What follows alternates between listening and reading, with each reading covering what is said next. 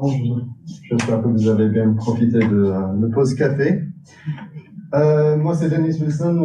Je suis enseignant-chercheur à l'ISAE Bayrou. Je suis aussi américaine, du coup, j'ai un petit accent, mais normalement, mes étudiants arrivent à me comprendre. Et aujourd'hui, je vais vous parler de l'apprentissage automatique interprétable. Du coup, on a vu les explications tout à l'heure, les valeurs SHAP, GradCam, NIME et compagnie. Je vais basculer dans une autre partie de cette monde d'explication, interprétation sur les modèles qui sont plutôt ouverts. Mais je vais motiver ça. Laurent a déjà donné plein de motivations, mais j'espère donner des motivations de mon expérience en travaillant dans le domaine de l'observation de la Terre, qui concerne certains d'entre eux, j'espère. Du coup, de mon expérience, quand on veut utiliser le ML dans un problème de la science de la Terre, de la science de l'environnement, on a certaines étapes qu'on suit normalement. Premièrement, on définit un problème qu'on souhaite modéliser ou quelque chose qu'on souhaite prédire.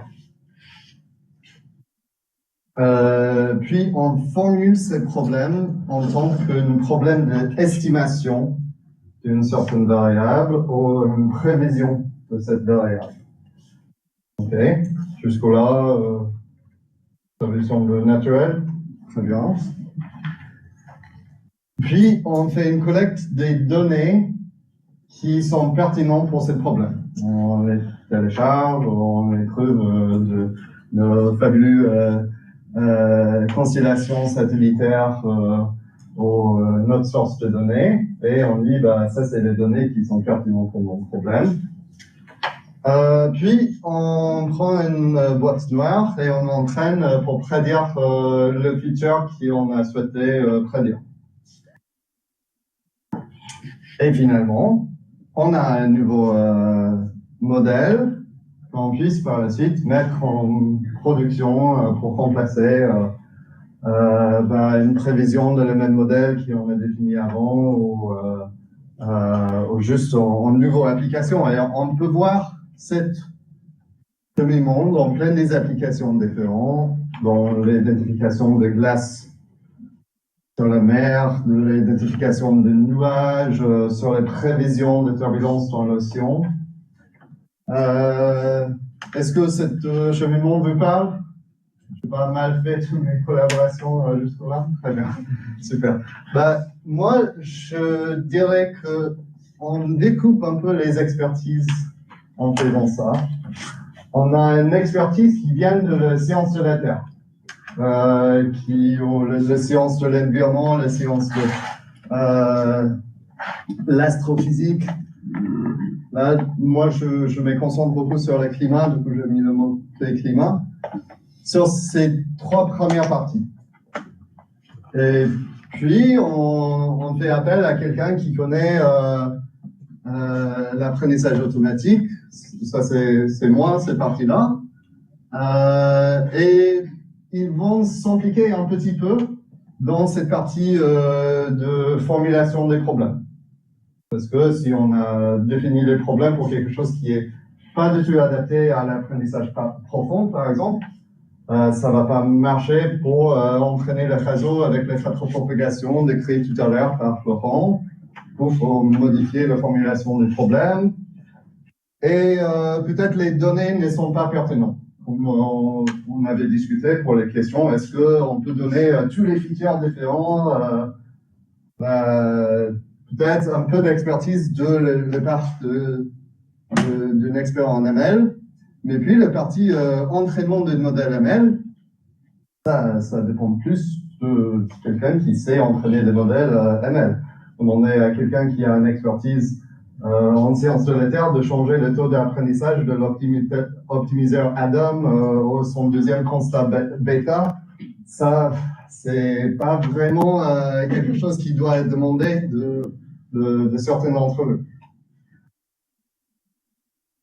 Moi, j'aimerais bien vivre dans un monde où cette expertise se partage mieux, ou même où les parties expertise en ML est réduite, pour que les scientifiques en climat, en environnement puissent faire toute la chaîne.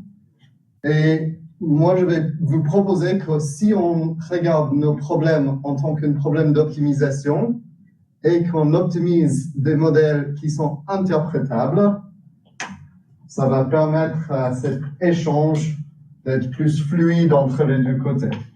Mais bon, ça c'est la vision. J'espère que dans 45 minutes, vous êtes un peu plus convaincus. Let's go. Premier exemple.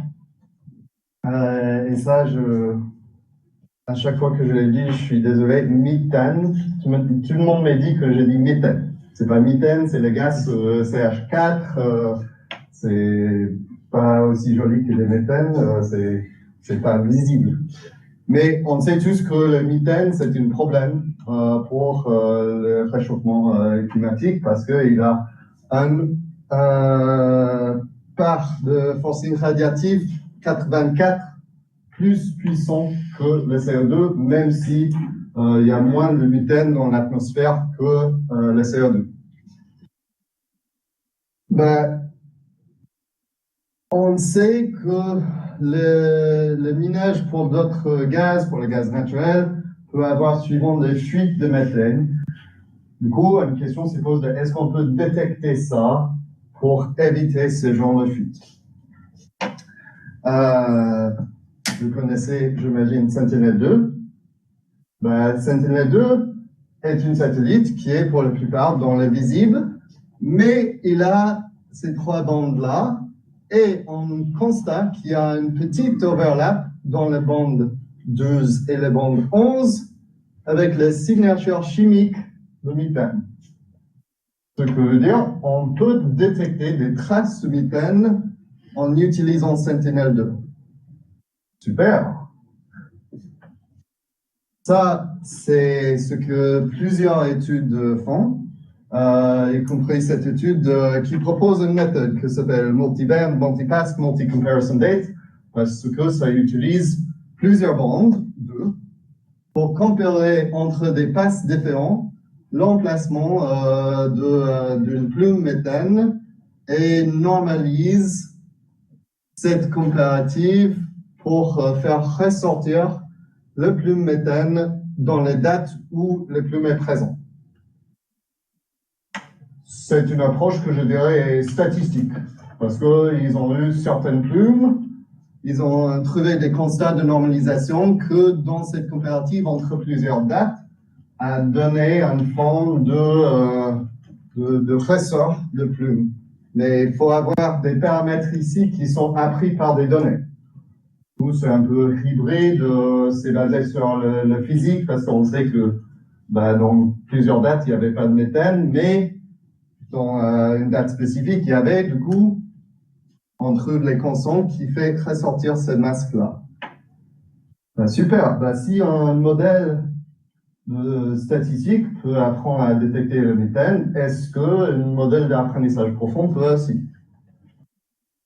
Ça, on l'avait étudié dans un projet étudiant et on a utilisé une base de données faite par des collègues à Paris.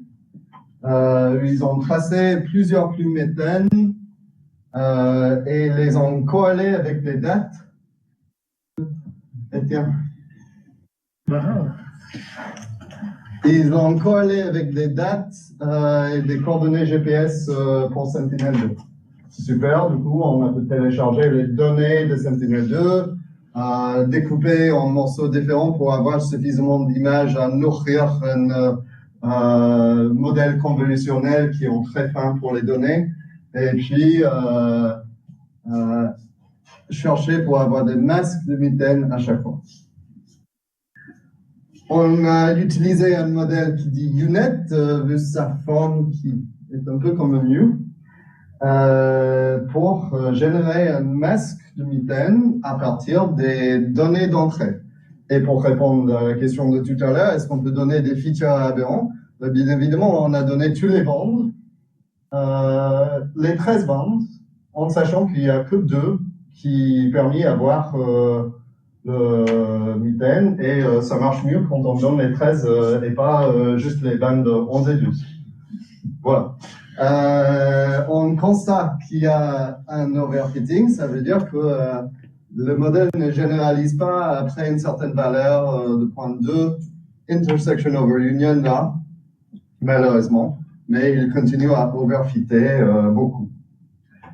Bon, pour une première étude, on était content parce qu'on retrouve quand même, surtout dans les données d'entraînement, des masses qui correspondent à la réalité pas mal, et dans les données test, sur certaines, ça marche aussi.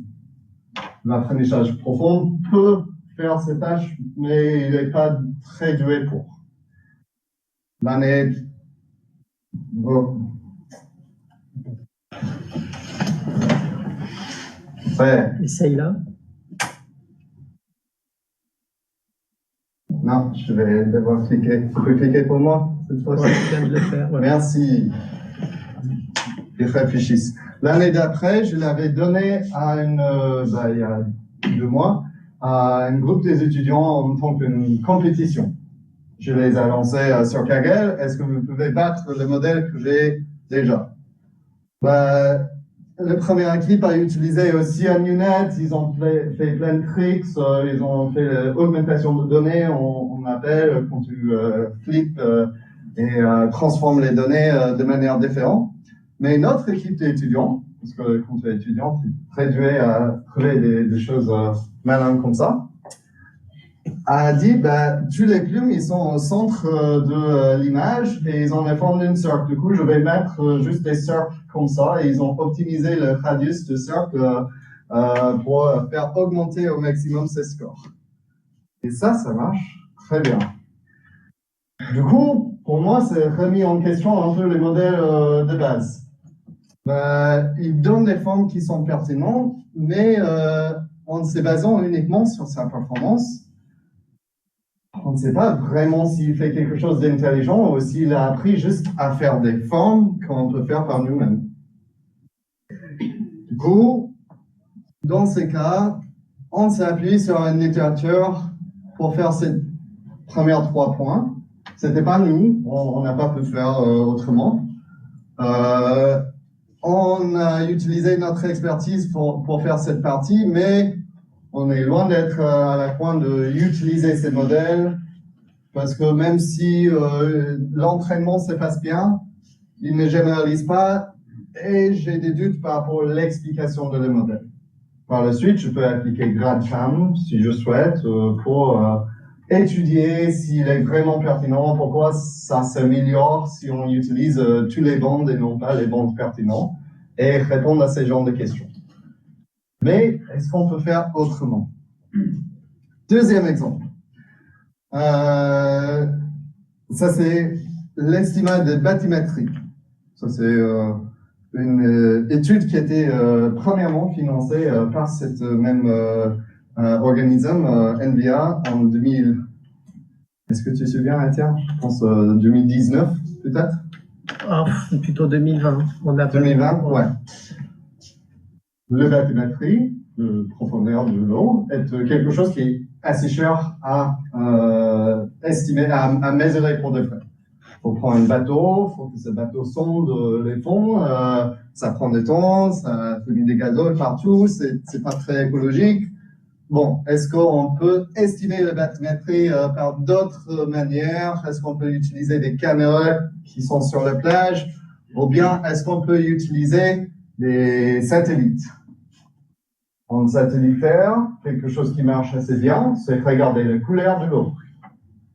Dans les plages où le couleur de l'eau indique bien le profondeur, les systèmes satellitaires donnent une très bonne estimate de la profondeur et aussi des features comme les sandbars qu'on voit ici. Du coup, on sait que si on se base sur des images satellitaires, il y a une façon de trouver les profondeurs avec les couleurs.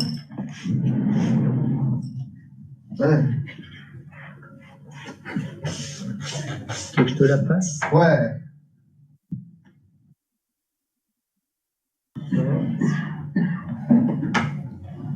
Yes. Des collègues d'ici à Lagos ont aussi proposé une méthode où on regarde les physiques de vagues, parce que dans pas mal de plages, le couleur peut être trompeur. On peut avoir de sable dans l'eau qui change un peu notre estimat, et on sait qu'il y a juste certaines plages où l'estimat basé couleur n'est pas fiable. Du coup, à la place, est-ce qu'on peut regarder les dispersions des vagues, les différences entre les prises faites par Sentinel et calculer quelle est la profondeur qui correspond. Et ça, c'est une méthode entièrement physique. OK? Pour l'instant, il n'y a pas un apprentissage automatique ou autre. Du coup, comme d'habitude, on s'est posé la question, est-ce qu'on peut faire ça avec le apprentissage profond? Le cheminement de cet algorithme actuel, c'est que tu appliques une fonction radon et puis un FFT. Tu calcules le wave number et la célérité de vague, et puis les dispersions te donnent le calcul de la profondeur. Cette partie-là, c'est assez important pour la suite. Et là, on peut voir les trois bandes différentes, les trois couleurs, parce que quelque chose que j'ai appris dans ces projets, c'est que en Sentinel, ça prend des temps de prendre les bandes différentes. Du coup, il y a un petit décalage temporaire entre les deux, entre les trois. Et ça peut être exploité. C'est super. OK. Est-ce qu'on peut remplacer tout ça alors par un réseau convolutionnel où on a les couches bien décrites par Laurent tout à l'heure, ici, là et là, et puis deux fois les connected, et puis les profondeurs en sortie. On prend les images de satellites comme entrée et on l'entraîne à prédire cette sortie de profondeur. On va faire ça à deux sites, ici en France, à Gironde, et en Guyane. Du coup, on est là. On avait identifié le problème, on a des données, ça c'est de notre collaboration. Et puis nous, on va entraîner un modèle, ça va marcher très bien et tout le monde serait content parce qu'on fait l'IA. On l'entraîne et il nous sort une prévision basée couleur. Sur une plage à Gironde où on sait que les modèles basés couleur ne marchent pas. Comment on sait ça? Ben, on n'avait pas fait GradCam ou d'autres, mais on a regardé l'estimat à des dates différentes où il y avait une fuite de sable. C'est un peu difficile à voir, mais c'est beaucoup plus brun ici que là. Et ça a impacté les prévisions. Et ça, juste visuellement, on a vérifié après plusieurs sorties de le modèle, il se base toujours sur les couleurs. Ce qui marche dans certaines dates, mais pas les tous. C'est le problème de cette approche. On l'a entraîné. OK, est-ce qu'on peut l'entraîner à pas faire ça? On va l'enlever les données couleurs de son entrée. Du coup, on lui donne des entrées satellites quand même, mais on va enlever toutes les informations couleurs. Comme ça, il ne peut pas utiliser les informations couleurs. On va faire ça en les passant par un passband et puis faisant la normalisation avec score. Et les différences qui est sortie est uniquement les informations couleurs et ça va être son entrée. On a reproduit les premières parties de les modèles physiques originaux. Du coup, notre réseau convolutionnel, il va plutôt remplacer ces parties-là. Il va faire un FFT. On sait que le réseau neuron peut apprendre à faire un FFT. Mais moi, je me demande si on sait qu'on souhaite faire un FFT, pourquoi pas juste faire un FFT. OK. on apprend ces modèles basés vagues, du coup le W, et il marche bien quand même, il est comparable au même mieux de le modèle physique de base, et il a aussi l'avantage d'être assez rapide parce que c'est une petite réseau convolutionnel et non pas un modèle physique. Ça, c'est une raison de les utiliser parfois, c'est juste plus rapide. Un autre petit point sur l'histoire, du coup, une fois qu'on a un modèle qu'on savait qu'il fait une méthode basée vague, on avait donné aussi un modèle basé couleur et on avait entraîné une sorte de jumeau modèle qui combine les deux avec une couche fully connected à la fin. Bah, malheureusement, ces modèles ont appris juste à utiliser le modèle couleur. Les poids qui ont été ici, qu'on a pu vérifier manuellement plus ou moins en regardant les poids, étaient à quasiment zéro. Du coup, il a juste dit, ah ben non, ces modèles-là, je ne veux pas. Ces modèles-là, très bien. Du coup, dans ces problèmes, on a dû faire une boucle. On a dû dire, ben, l'entraînement des modèles ne marche pas. Est-ce qu'on peut reformuler le problème différemment? Heureusement, on a travaillé avec des collègues qui connaissaient bien les problèmes parce qu'ils ont eu déjà le modèle physique. Du coup, on a pu changer les problèmes et puis revenir et entraîner un nouveau modèle. Et cette boucle prend un peu de temps. Est-ce qu'on peut l'éviter? Ok. Maintenant, on vient à la titre de ma présentation. Là, tout à l'heure, on avait parlé des explications post-hoc. On voit ici une sortie de GradCam d'identification de l'éléphant. C'est super, parce que c'est bien l'éléphant et c'est pas le zèbre juste à côté. On voit ça parce qu'il y a la grosse tête de l'éléphant. Comment on peut expliquer les modèles? On peut aussi apprendre un modèle qui est plus petit d'un modèle qui est très grand. Et peut-être ce modèle qui est très petit va être suffisamment petit pour être explicable. Ou même interprétable. On peut interpréter ce petit modèle parce qu'il est basé que une vingtaine de nodes. Si on regarde chacun, ça va donner quelque chose de logique. Mais moi, j'aimerais vous présenter des approches dans ces parties-là, plutôt cette partie-là. J'ai une autre version de cette même carré dans le slide que je préfère. Des modèles qui sont d'une façon intrinsèque interprétable. Ça veut dire qu'on veut regarder qu'est-ce qui est dans l'intérieur de ce modèle dès le départ et qu'on n'a pas besoin de faire une explication après de le comportement du modèle.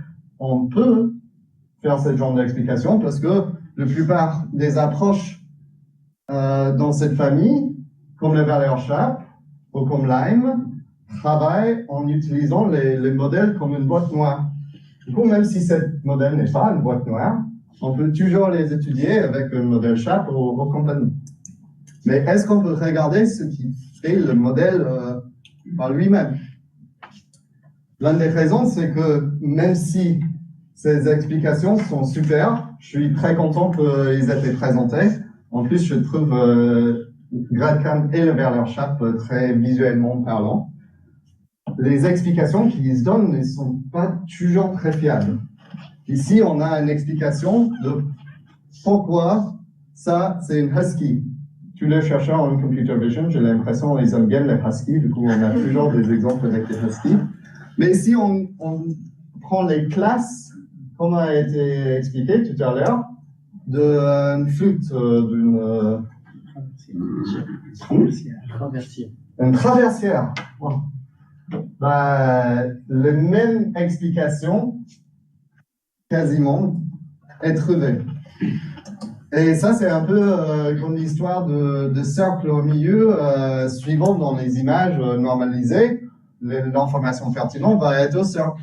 C'est pas que le réseau pense que c'est une traversière, c'est que l'information, si c'était une traversière, elle est suivant au centre de l'image. Voilà ma explication. Et ça, pour moi, prendre des décisions graves par rapport à cela, mais sont compliquées. Du coup, voilà, c'est là que je préfère, qui viennent de le domaine des santé, parce que eux, ils s'intéressent beaucoup à ces questions aussi. C'est dans les côtés local et pour un modèle spécifique, est-ce qu'on peut trouver des règles qui font sens, qu'on peut interpréter par nous-mêmes, mais qui sont trouvées d'une façon automatique? Autrement dit, il y a plein de pistes différentes où on peut expliquer ou interpréter dans le pipeline d'apprentissage par renforcement. Mais moi, je vous présente l'interprétabilité de modèles. On peut expliquer les données, on peut expliquer les features des données après un certain apprentissage, on peut expliquer l'intérieur du modèle et on peut expliquer les prévisions. Et je pense, pour des applications critiques, le plus qu'on peut faire, c'est le mieux. Je ne vous dis pas qu'il faut faire qu'une seule et pas tous les autres. Mais si on arrive à faire les tous, c'est une gaine en plus. OK. L'un des exemples qui est suivant cité pour cette idée de interprétable d'une échelle locale, c'est les arbres décisionnels. Je vois pas mal de hochements de tête. Du coup, on connaît les arbres décisionnels. Les arbres décisionnels vont utiliser les théories de l'information pour faire des splits dans des features différentes des données pour trouver quel split fait le plus d'importance d'une façon récursive. Du coup, ici, dans un exemple de location de vélo, je pense, les nombres de jours depuis l'année 2011 étaient très importants de faire une division à cette valeur-là. 4.5. Du coup, on divise les données dans ces deux parties différentes, et puis on divise les données divisées selon des features différentes. Et ça peut vous donner une classification à la fin qui a très peu de règles. Si on reprend l'exemple biomédical, et il y a quelqu'un qui est classifié en tant qu'à risque pour une certaine maladie, c'est bien d'avoir cette espèce de petit arbre qui dit, en fait, vous avez été classifié par l'algorithme parce que votre âge est plus que 50, pression des sons est supérieure à 130, et il enchaîne de petites règles comme ça. Le problème avec les arbres décisionnels, c'est qu'il y a beaucoup de relations qu'ils ne peuvent pas bien modéliser. Il y a une certaine rigidité de règles qui se construisent parce que tout est basé sur des divisions rigides. Ça les fait un peu difficilement de généralisation sur des données qu'ils n'ont pas vues. La façon la plus commune d'utiliser des arbres décisionnels, c'est dans une forêt métaphorique, une forêt aléatoire, où il y a plusieurs de ces petites arbres, mais dans un gros agrégat qui vont prendre une décision ensemble. Et du coup, là, on perd les côtés interprétabilité. Parce que si on a 3 de ça et ils se donnent des classes différentes, bon, limite, on peut dire, le modèle 1 et 2, vous avez classifié en tant qu'à risque, mais le modèle 3, non, du coup, on n'est pas 100% certain. Et on peut expliquer pourquoi chacun de ces modèles a fait ses choix. Si on a 1000 petits arbres comme ça, ça devient très compliqué de dire pourquoi 800 de les 1000 a pris une certaine décision et 200 a pris une autre décision. Si on essaie d'entraîner une seule arbre sur toutes les données, à la fin, on va avoir un arbre avec 1000 nodes en profondeur. Du coup, ça, c'est pas une solution non plus. il n'y a pas que les arbres décisionnels, mais ils sont suivants cités comme les modèles d'interprétables exemplaires. Et malgré tous ces défauts, ça peut marcher quand même pour certaines applications. Du coup, premièrement, si vous n'avez jamais utilisé les arbres décisionnels, ça vaut le coup de regarder. Mais moi, j'aimerais vous parler de quelque chose qui est beaucoup moins connu, dont j'imagine que vous n'avez pas encore entendu, mais j'espère qu'il devient de plus en plus à la mode. Je ne sais pas, mais j'espère en moi. Ce qui est la régression symbolique, la recherche pour des fonctions à la place des arbres. L'avantage de cela, c'est que nos nœuds logiques dans ces petits arbres ne sont pas forcément des inégalités. Dans les arbres décisionnels, les seules fonctions dont on peut s'appuyer, c'est le comparatif entre deux données différentes. Est-ce que cela est inférieur à cela? Ici, on a des fonctions. Ici, c'est une fonction moyenne. Ici, c'est une fonction maximisation. On va construire des programmes en tant qu'arbre ou graphe ou d'autres représentations. Et puis, on va faire des modifications aléatoires. On évalue si la modification aléatoire a été efficace ou pas. Comparé à ces modèles-là, est-ce que le fait d'ajouter une maximisation de la variable T3 aide dans notre prévision? Si oui, c'est une amélioration du modèle. Si ce n'est pas le cas, ce n'était pas une amélioration, on les jette, normalement. On fait cette boucle d'optimisation stochastique jusqu'à on trouve un modèle qui est satisfaisant. Malgré le fait que cette approche est très peu connue, on voit des études qui montrent que comparé à d'autres méthodes d'analyse des données tabulaires, il y a des performances qui sont quand même très intéressantes. Tout ça, c'est des modèles basés régression symbolique avec des petites étoiles ici. Et ici, on voit XGBoost. XGBoost qui est souvent utilisé pour des données tabulaires. Ici, on a les forêts aléatoires, cette combinaison de plein de petits arbres différents. Les défauts de ces méthodes, c'est ici.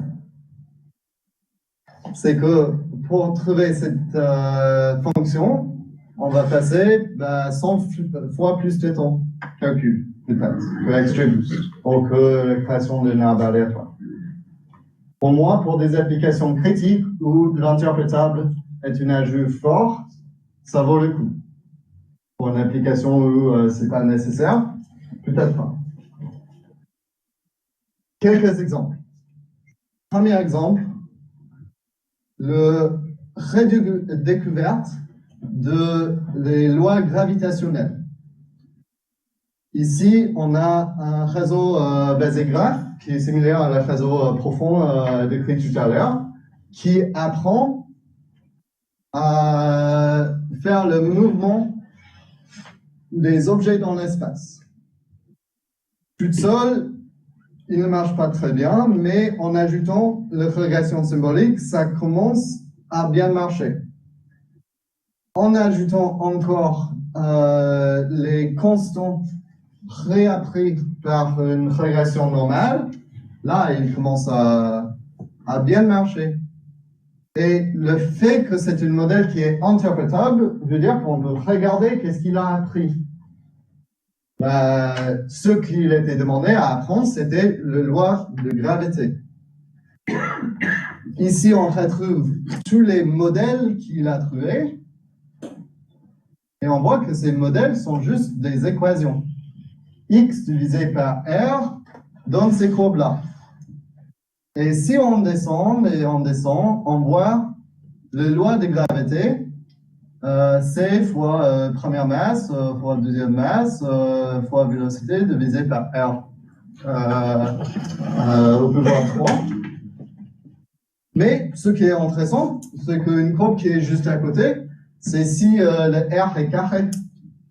Je ne sais pas si Newton il a essayé de faire une carré à la place d'une 3 dans la partie en bas, mais par rapport aux données et pertes dans les données, c'est pas si mal que ça.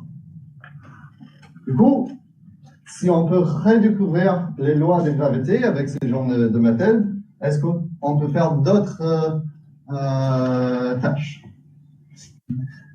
Deuxième exemple qui n'est pas dans l'environnemental, mais dont j'ai travaillé, du coup j'y parle, c'est l'identification de cellules. Ça, c'est une application pour la santé qui est intéressante parce qu'on va prendre des images comme celle-là et essayer de trouver des cellules qui ont un cancer. Et c'est un type d'application pour lequel l'apprentissage profond est bien utilisé parce que ça concerne des images. En utilisant les régressions symboliques, on a trouvé cette chaîne de fonctions. Il y a 4 fonctions ici qui ont été optimisées par le modèle. Et si on regarde de quoi il s'agit de ces fonctions, bah ça c'est AND, l'opérateur logique. Ça c'est une sorte de opening graphique. Pour ceux qui connaissent la vision, c'est une sorte de filtre. Ça, c'est pour comprendre les formes qui ont été trouvées ici. Et ça, c'est une comparative à un threshold. Ce qui donne finalement le label. Et cette petite chaîne des fonctions, malgré sa simplicité, est compétitive à un modèle profond. Ici, on a Maskr-CNN, un modèle qui est souvent utilisé pour des tâches de segmentation. Du coup, cette Maskr-CNN, il est là. Et notre modèle arrive à là. On ne bat pas l'état d'art sur ce problème, ce qui est seul pose. Mais ce qu'on a constaté aussi, c'est qu'avec très peu de données dans l'entraînement, on arrive à des résultats qui sont comparables à l'apprentissage profond. Et ça, pour pas mal des applications, c'est aussi intéressant. OK. Troisième exemple que je vais faire un peu plus en détail, parce que ça concerne l'environnement, et ça montre aussi la capacité d'utiliser ces problèmes pour changer, cette méthode pour changer la façon dont on travaille.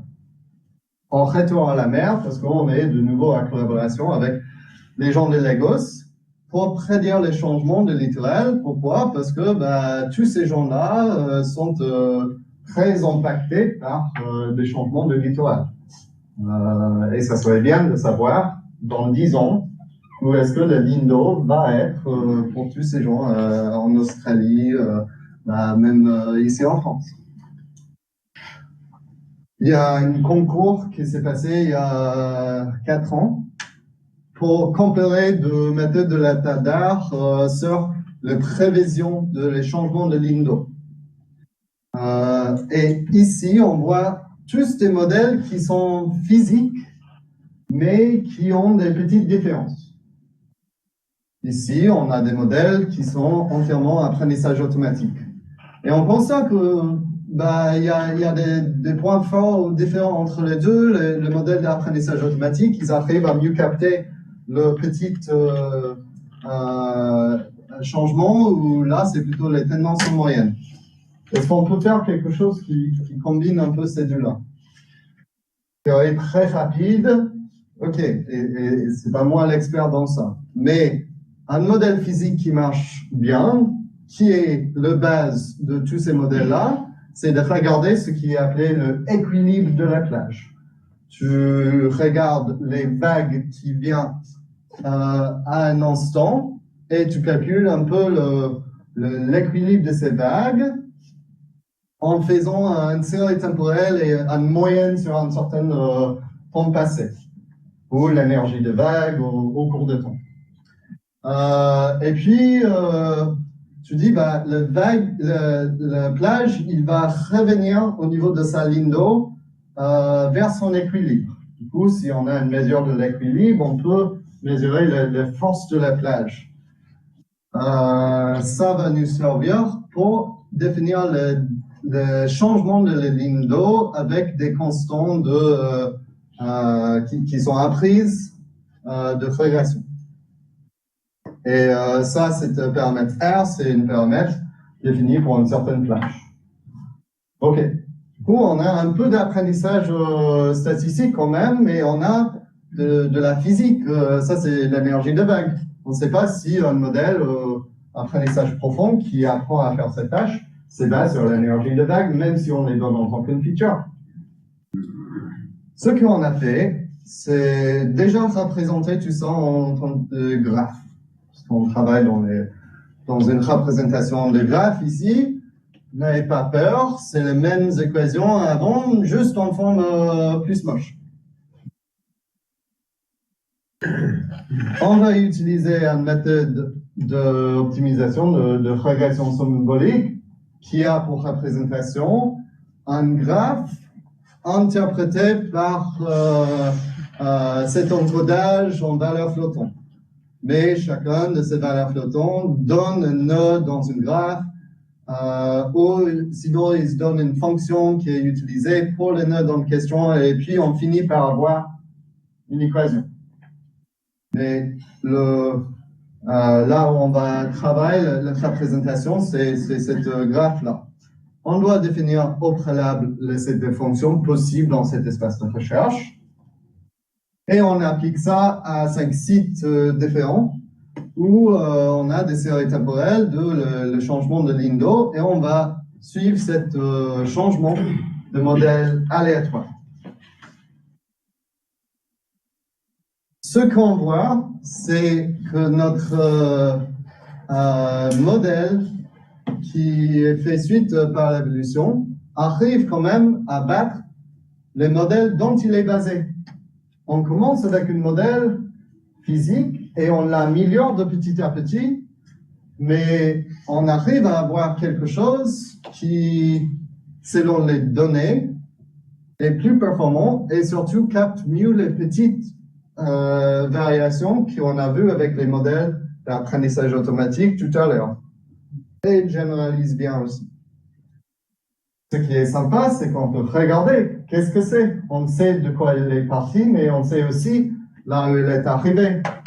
Le modèle qui marche très bien est quand même bizarre. Il est parti loin. Il est parti d'ici, le dxdt, c'est plus rf minus, plus b, et on arrive à ça.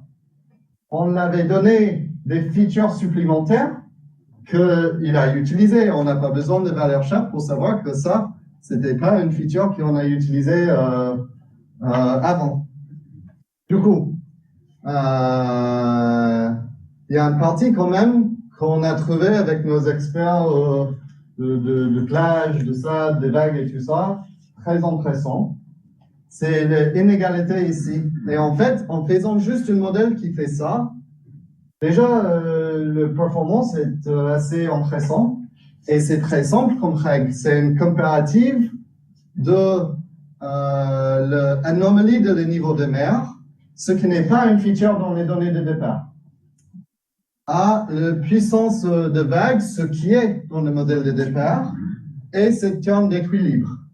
Du coup, si on compare l'anomalie de la mer avec l'énergie de vague, ça donne une idée de est-ce que le ligne d'eau a changé. Moi, je dirais que ça, c'est des nouvelles informations qu'on a appris grâce à un processus d'apprentissage automatique. Ça serait génial si, à la fin d'une application d'apprentissage automatique, on a une nouvelle information et non pas juste des poids de raisonnement. Du coup, ici, on a changé un peu les goals, on n'apprend plus, on optimise. Et ce qu'on optimise est un modèle qu'on peut interpréter par la suite. Est-ce qu'on va utiliser le modèle directement? Ben, ça dépend. Est-ce que le modèle il est bon et il fait sens? Dans ce cas, cette partie-là, il ne fait pas sens. Ça, c'est une comparative entre la décharge de Revier et l'équilibre instantané. Physiquement, ça n'a aucun sens. Du coup, on sait qu'il y a des parties à mettre à défaut. Mais ce processus d'optimisation nous a donné des 1000 modèles différents si on cherche, si on explore, est-ce qu'on peut trouver des informations qui sont pertinentes pour une découverte plutôt que juste un modèle qui marche mieux. Voilà. Du coup, si ça vous intéresse, j'ai mis un lien de bibliothèque qui fait ça. Et je l'avais écrit dans la façon où il s'est trouvé le plus normalement, ce qui est en utilisant des algorithmes évolutionnaires ou l'optimisation stochastique. Mais si vous aimez bien le réseau neuronal, il y a aussi une bibliothèque qui est faite avec le réseau neuronal récurrent. Du coup, il n'y a même pas un processus d'évolution ici. Ça, c'est une prévision des tokens qui vont donner une arbre symbolique à la fin. Ok, juste rapidement, une nouvelle direction de cela, parce que tout le monde, quand on parle de IA, parle de ChatGPT, que moi je trouve fascinant.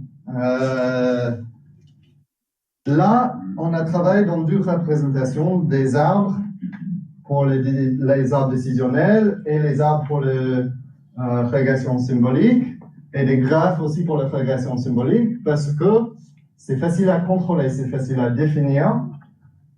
Côté interprétabilité, il faut revenir un peu et regarder qu'est-ce que fait le graphe pour arriver à quelque chose qui est joli.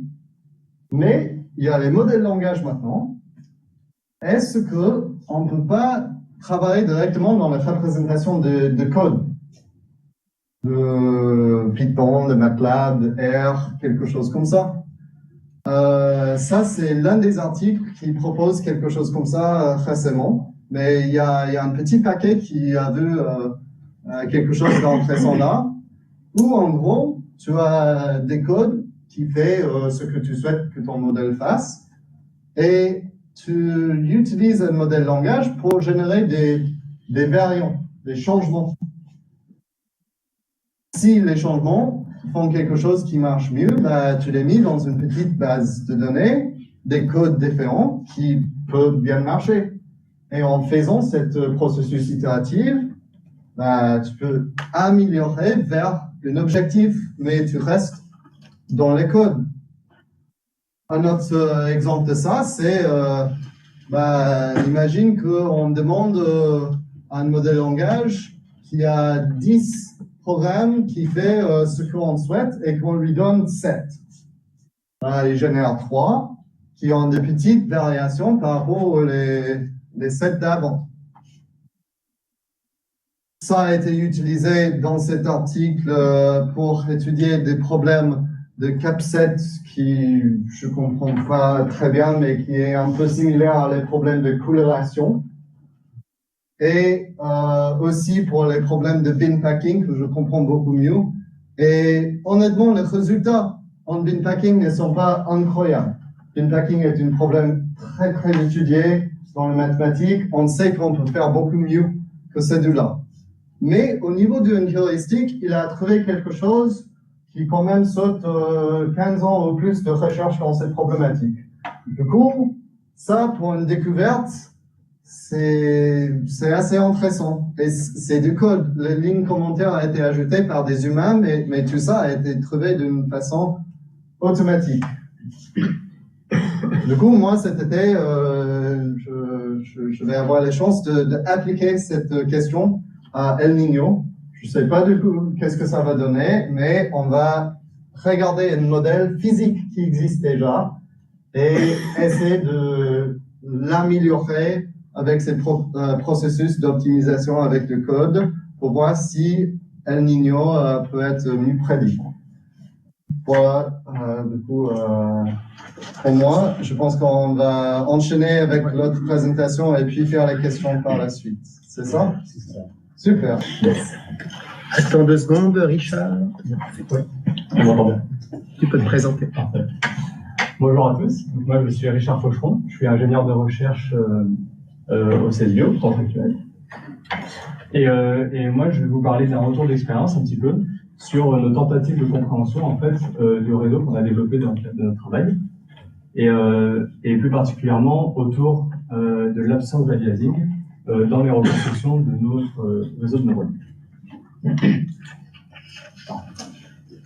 Donc d'abord, je vais vous parler rapidement du contexte, donc plutôt de la formulation du problème, et vous allez dire un petit peu ce que c'est l'aliasing. Ensuite, je vous parlerai des données et de notre architecture. À partir de cette architecture et de reconstruction, on va faire quelques observations qui